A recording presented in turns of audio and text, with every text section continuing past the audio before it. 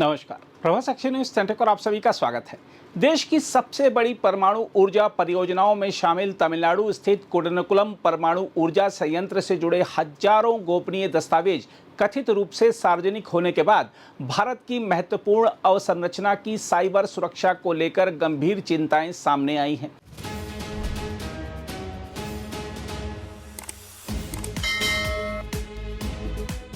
हम आपको बता दें कि रैंसमवेयर गिरोह वर्ल्ड लीक्स ने दावा किया है कि उसने संयंत्र से संबंधित 19,000 से अधिक संवेदनशील फाइलें डार्क वेब पर जारी कर दी हैं। इन दस्तावेजों को लगभग 8,58,000 फाइलों के उस बड़े संग्रह का हिस्सा बताया जा रहा है जिसे परियोजना से जुड़े ठेकेदार रिलायंस समूह के डाटा से चुराया गया है।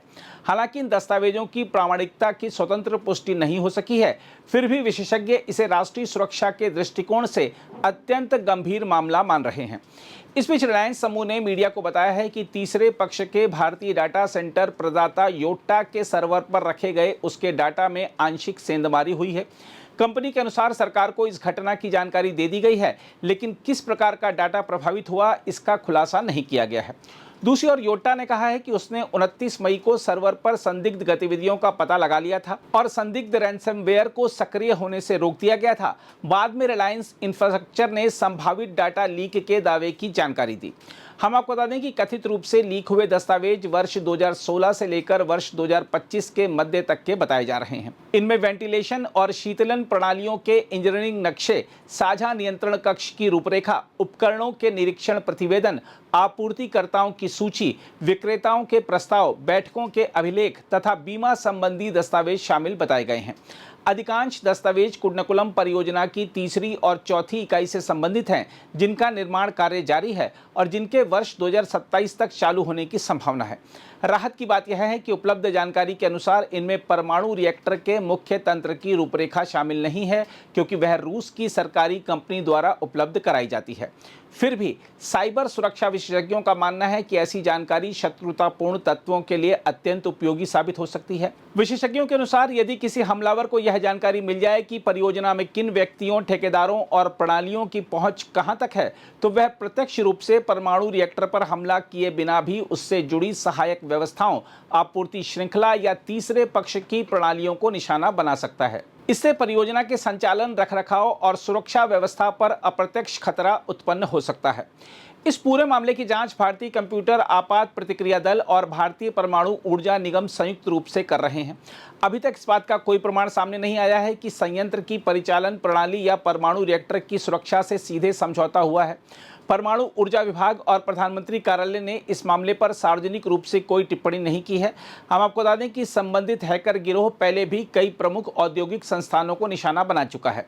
देखा जाए तो यह घटना ऐसे समय सामने आई है जब भारत की महत्वपूर्ण अवसंरचना पर साइबर हमलों का खतरा लगातार बढ़ रहा है।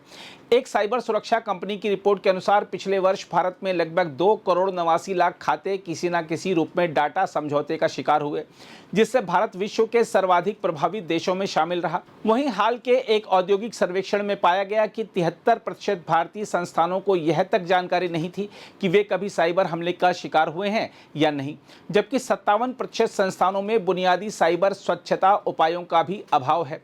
देखा जाए तो कुडनकुलम परमाणु ऊर्जा परियोजना केवल बिजली उत्पादन का केंद्र नहीं है, बल्कि भारत की दीर्घकालिक ऊर्जा सुरक्षा, परमाणु क्षमता और सामरिक आत्मनिर्भरता का महत्वपूर्ण आधार भी है।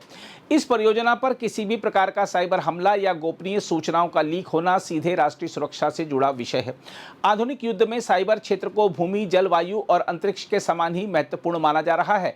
ऐसे में महत्वपूर्ण अवसंरचना से संबंधित सूचनाओं का दुरुपयोग कर शत्रु देश या संगठित साइबर अपराधी बिना प्रत्यक्ष सैन्य कार्रवाई के भी रणनीतिक दबाव बना सकते हैं। बहरहाल, इस घटना ने यह भी स्पष्ट किया है कि केवल परमाणु संयंत्र की आंतरिक सुरक्षा पर्याप्त नहीं है, बल्कि उससे जुड़े ठेकेदारों, डेटा सेंटरों, आपूर्ति श्रृंखला और तीसरे पक्ष की डिजिटल प्रणालियों की सुरक्षा भी समान रूप से आवश्यक है। भविष्य में राष्ट्रीय महत्व की परियोजनाओं के लिए मजबूत साइबर सुरक्षा ढांचा, नियमित सुरक्षा परीक्षण, आपूर्ति श्रृंखला का कड़ा सत्यापन तथा संवेदनशील सूचनाओं की बहुस्तरीय सुरक्षा व्यवस्था विकसित करना अनिवार्य होगा। विशेषज्ञों का मानना है कि भारत को अपनी महत्वपूर्ण अवसंरचना की साइबर सुरक्षा को राष्ट्रीय रक्षा रणनीति का अभिन्न हिस्सा बनाते हुए इस क्षेत्र में निवेश और समन्वय दोनों को और मजबूत करना होगा, ताकि ऐसी घटनाओं से सामरिक हितों और राष्ट्रीय सुरक्षा की प्रभावी रक्षा सुनिश्चित की जा सके। अगर आप भी लेना चाहते हैं देश दुनिया की तमाम जानकारी, तो आज ही सब्सक्राइब करें हमारे चैनल को। साथ ही नीचे दिए बेल आइकन को जरूर दबाएं ताकि हर अपडेट आप तक पहुंच सके।